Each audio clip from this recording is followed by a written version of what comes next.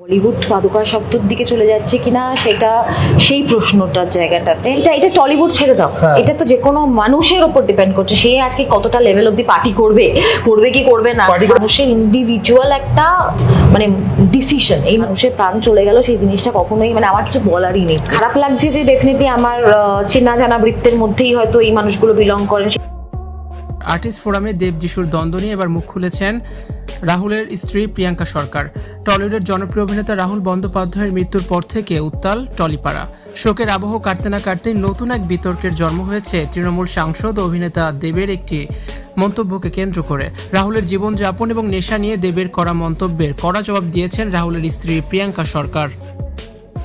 রাহুলের মৃত্যুর পর দেব মন্তব্য করেন রাহুল প্রচুর নেশা করতেন এবং মদ খেতেন। এই মন্তব্যের প্রেক্ষিতে প্রিয়াঙ্কা সরকার বলেন, মদ খাওয়া বা নেশা করা এটা সম্পূর্ণ কারোর ব্যক্তিগত বিষয়।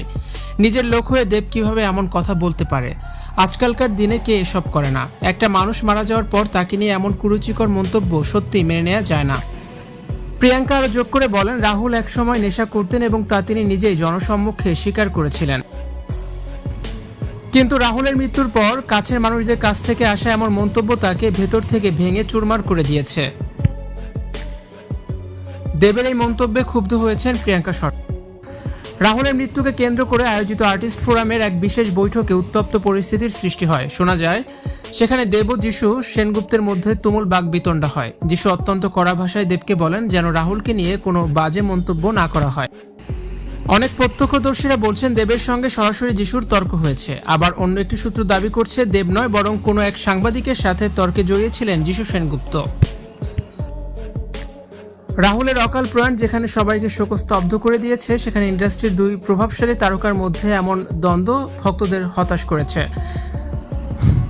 প্রিয়াঙ্কা সরকারের এই সাহসী মন্তব্য সোশ্যাল মিডিয়ায় বেশ সাড়া ফেলেছে। অনেকেই তার পাশে দাঁড়িয়ে দেবের সমালোচনাও করছেন।